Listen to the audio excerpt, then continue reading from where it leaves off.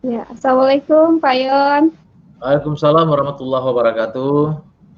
Ya, Pak Yon, saya ini thinking extrovert ya, darah golongan darahnya B. Ya, Gini Pak Yon, ya, eh, orang thinking kan tadi sempat bahas kita itu memang sesuai data, tapi kalau untuk apa? Kalau saya kata Kak Remi, kalau ada orang minta sumbangan, saya harus valid dulu ini, harus sesuai dulu apa datanya, benar nggak pesantren mana, orang mana yang minta sumbangan. Uh, Kalau saya malah sebaliknya rasanya tuh kayaknya gitu Pak Yon. Kalau ada orang minta sumbangan, kalau saya ada rezeki tuh saya langsung gitu. Tapi kalau untuk masalah kerjaan gitu, kalau misalnya ada yang saya punya buktinya, oh ini kayak gini nih, kok nggak sesuai gitu, itu sampai saya debat gitu Pak Yon. Untuk dari segi tadi kan fondasi mental, fondasi moral, kita kan punya jaringan. Saya tuh merasa seorang thinking yang mudinya itu kayaknya tinggi gitu, mudinya itu mudah. Kalau jaringan udah nggak mau kita ajak hayu-hayu nggak mau, oh ya udah gitu, cueknya itu luar biasa gitu. Cara membangunnya itu supaya jangan terlalu seperti itu gimana Pak Yon? ya. Sedikit saya ingin menjelaskan, sebelum kita membentuk fondasi moral, maka fondasi mental ini harus kita bentuk terlebih dahulu. Karena untuk menciptakan fondasi moral, maka kita harus membentuk fondasi mental. Nah, tadi yang terjadi dengan thinking extrovert, kita mengatakan bahwa dalam membentuk fondasi mental, ini adalah merupakan sebuah perilaku kita yang bisa amanah, yang bisa bertanggung jawab, yang bisa berdedikasi, yang bisa berintegritas dan berkomitmen. Nah, sementara fondasi moral adalah sejauh mana kita bisa bermanfaat bagi orang lain. Nah, yang terjadi pada seorang thinking extrovert, ya, justru sekarang memang yang menjadi diametral daripada seorang thinking extrovert adalah mereka akan selalu menganggap mitra mereka, teman ataupun lingkungannya itu sebagai mitra kerja dan bahkan bisa menganggap mereka itu sebagai bawahan yang bisa mereka gunakan kemanfaatannya. Nah, sehingga seorang thinking extrovert ini akan selalu memandang lingkungan yang bisa menjadikan kontribusi positif bagi dia, maka dia baru bisa bergabung di dalam lingkungan itu. Maka tadi dikatakan oleh seorang thinking extrovert, dia akan berlaku terhadap sesuatu dengan alasan yang kuat, dengan alasan jelas. Kalau alasannya nggak jelas, maka dia tidak melakukan. Nah, agar ini posisi diametral ini bisa kita atasi agar tidak terjadi apa yang disebut dengan istilahnya pengkhianatan daripada sebuah fondasi mental yang ingin kita bangun. Maka yang perlu dilakukan adalah bagi seorang thinking extrovert, tahan rasa angkuh dan sombongnya. Nah, itu dia. Kenapa harus menahan rasa angkuh dan sombong? Supaya tidak selalu memandang ya semua mitra itu sebagai sebuah yang bisa diberdayakan. Nah, tapi justru ada kalanya, ada saatnya mereka itu juga perlu ya kita perlu untuk memberikan kontribusi kepada mereka supaya mereka bisa diberdayakan. Tapi justru bukan kita semata-mata untuk memberdayakan mereka. Nah, jadi ini memang sebuah diametral daripada thinking extrovert. Nah, jadi agar perilaku ini bisa terhindar, sehingga kita bisa memenang orang itu tidak hanya semata-mata bisa memberikan kontribusi positif kepada kita saja, sementara kita tidak memberikan pandangan kepada mereka sebagai suatu bentuk yang juga bisa kita berdayakan, maka yang perlu thinking extrovert lakukan adalah tahan rasa angkuh dan rasa sombongnya. Nah, insya Allah dengan kondisi seperti ini, kita akan bisa merangkul mereka. Sekalipun mereka tidak bisa memberikan kontribusi positif kepada kita, tapi mereka bisa kita rangkul untuk kita berikan kemanfaatan dari seorang thinking extrovert. Karena ingat, seorang thinking ini dia mempunyai keilmuan yang luas, ya, kemampuan ilmu pengetahuan yang sangat besar, dengan kekuatan analisanya, dengan rajinnya mereka membaca, dengan tahannya mereka duduk berlama-lama di dalam sebuah ruangan tertutup untuk menguasai suatu konsep ilmu-ilmu tertentu. Nah, ini akan menjadikan dia seorang yang sangat pintar. Nah, cuman hanya saja kepintarannya ini memang akan menjadikan dia akan menjadi seorang yang, nah, sisi diametralnya ya, akan merasa hebat, merasa pandai, sehingga timbul rasa angkuh dan sombong. Nah, Jadi seorang thinking extrovert tahan rasa angkuh dan sombong supaya kita bisa menahan diri untuk bisa menciptakan fondasi mental yang kuat. Dan akhirnya apabila rasa angkuh dan sombong ini sudah bisa kita atasi, maka akan menciptakan fondasi moral. Ya, fondasi moralnya apa? Ya, tentu keilmuan kita akan bisa kita transfer kepada orang lain, walaupun orang itu tidak punya kepentingan dengan kita, tapi kita tetap akan selalu menjalin komunikasi dengan mereka dengan memberikan keilmuan-keilmuan yang kita coba untuk berikan kepada mereka, sehingga akhirnya mereka juga akan mempunyai ilmu pengetahuan yang hebat dan kuat, dan pada akhirnya nanti mereka juga akan bisa bersinergi dengan kita. Nah, apabila kita sudah memberikan pengetahuan yang kuat kepada mereka, mereka mendapatkan ilmu dari kita, maka otomatis mereka juga akan bisa bersinergi dengan kita untuk menjalankan sebuah usaha dalam mitra-mitra yang sedang kita lakukan, baik itu dalam bisnis, dalam pekerjaan, untuk membangun sebuah penciptaan ekonomi yang lebih baik lagi. Sis, silahkan closing statement sekalian jawab nih Pak Yonsis. Ada pertanyaan di Facebook kita dari Eka Susanti. Bagaimana nih dengan sensing extrovert Pak Yon untuk menjadi khalifah maksudnya di jalurnya dia? Silahkan Pak Yon sekalian closing statement dan menjawab pertanyaan Ibu Eka Susanti ini. Ya, sebagai seorang sensing extrovert, mereka mempunyai chemistry harta, ya. Artinya pada saat mereka ingin membangun fondasi mental, dedikasi yang perlu mereka bangun adalah menahan rasa lelah. Kenapa? Karena energisitas kekuatan daripada seorang sensing extrovert itu akan keluar apabila mereka selalu bergerak, selalu berkeringat, ya, selalu melakukan sesuatu.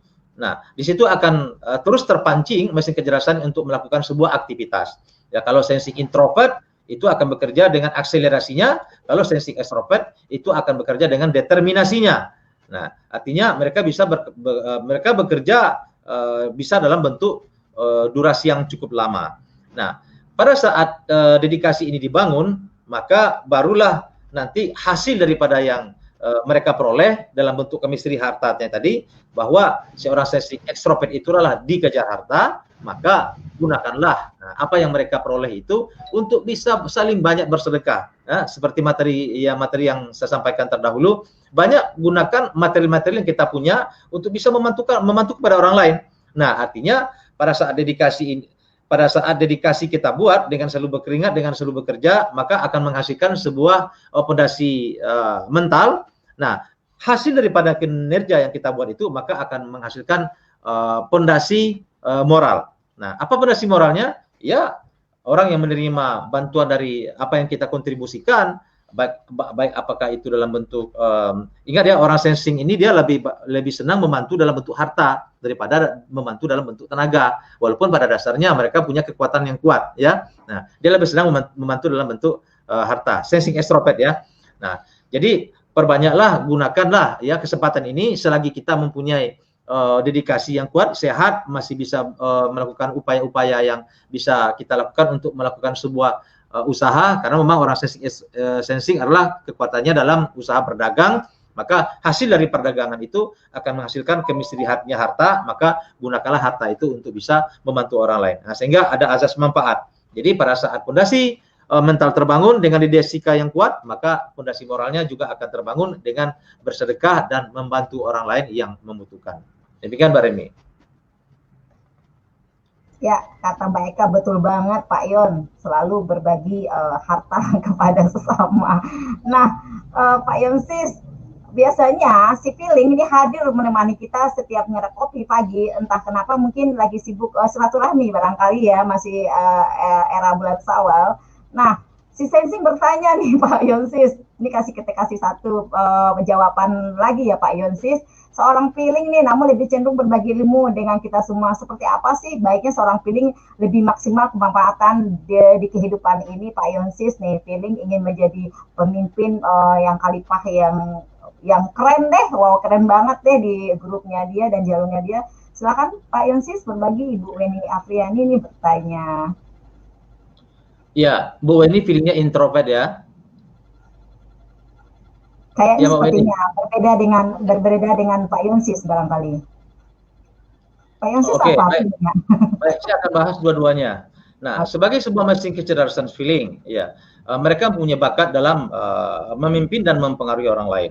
Nah, untuk Feeling introvert, dalam upaya untuk membangun pondasi pondasi mentalnya, yaitu menggunakan kekuatannya itu di dalam berkomunikasi untuk berbaur dengan orang lain, ya. Kemudian dengan kondisi ini, maka yang dia perlu lakukan adalah pada saat berkomunikasi, pada saat berbaur dengan orang lain, maka usahakan dirinya itu dalam keadaan tetap bersuci, dalam keadaan berwudu, bersihkan diri, ya. Kemudian di dalam berkomunikasi, di dalam berbaur dengan komunitas, gampanglah untuk saling memaafkan kepada orang lain. Kenapa? Pada saat terjadi interaksi sosial antara bagi seorang feeling introvert terhadap komunitas yang ingin dia bangun, mereka cenderung akan sangat gampang tersinggung, cenderung akan sangat gampang mudah tersakiti, cenderung akan sangat gampang mudah akan merasa sakitnya terlalu dalam, itu akan menjadi dendam yang bagi dia yang susah untuk dihilangkan. Nah, kondisi ini akan dibentengi dengan kita selalu menjaga wudhu. Dengan menjaga wudhu inilah maka kita akan selalu berprasangka baik kepada orang lain. Jadi apapun informasi yang dia terima melalui kekuatan telinganya yang mendengar itu, maka dia akan selalu menganggap ini sebuah informasi bahwa ini bukan semata-mata untuk memberikan sebuah diskriminasi kepada dia, tapi justru untuk memberikan kritik dan saran yang membangun untuk dia. Nah, kondisi ini akan menjadikan terbangunnya pondasi mental bagi seorang feeling untuk bisa justru menjadi seorang khalifah yang betul-betul gitu. Nah, karena memang kodrat daripada seorang mesin kecerdasan feeling ini adalah untuk menjadi pemimpin yang memberikan kemaslahatan kepada orang banyak. Nah, kemudian untuk feeling extrovert, yang perlu dia lakukan adalah pertama, di samping dia menjaga wudhu, yang adalah kemudian dengan kondisi menjaga wudhu dia akan selalu berprasangka baik. Kemudian yang perlu yang dia jaga adalah untuk selalu menjaga bad mood-nya. Nah, jadi menjaga back mood artinya dia harus mengkondisikan dirinya itu dalam keadaan senang, bahagia, tidak terlalu memikirkan hal-hal yang terlalu rumit yang akan mengganggu pekerjaan dia. Karena orang feeling extrovert ini, sekecil apapun masalah yang timbul terhadap dirinya, dia selalu akan menganggap itu sebagai sebuah masalah yang akan mengganggu perjalanan hidupnya. Nah, padahal tidak semata-mata menganggap sebuah masalah kecil itu sebuah masalah yang ekstrim. Nah, sementara orang feeling extrovert, dia pandangannya begitu, karena memang dia pengaruh dari luar sangat kuat. Nah, apabila masalah kecil yang terjadi sama seorang feeling extrovert, ini akan menjadi sebuah gangguan bagi dia. Nah, bagaimana cara untuk mengatasinya? Maka selalulah tadi berprasangka baik, selalu menjaga bad mood. Dengan kondisi ini akan menjadikan semangatnya timbul ya, untuk melakukan kontribusi positifnya. Nah, berbeda dengan feeling introvert. Kalau feeling introvert, dia berkomunikasi dengan orang lain, itu dia sendiri yang akan tampil, akan memunculkan kemampuannya. Tetapi bagi orang feeling extrovert, justru dia berada di belakang layar, menggembleng orang-orang yang ingin dia kaderisasi. Nah, akan dia ciptakan menjadi seorang yang hebat. Jika perlu, orang yang diciptakan itu lebih hebat kemampuannya daripada dirinya sendiri. Nah, apabila ini bisa dia lakukan, ini merupakan sebuah kepuasan yang sangat luar biasa bagi seorang feeling extrovert, karena pada akhirnya dia nanti akan bisa memanfaatkan ya, mensinergikan kaderisasi yang sudah dia ciptakan itu untuk bisa memberikan kontribusi positif kembali kepada dirinya. Nah, jadi artinya sudah kesinambungan. Nah, itu.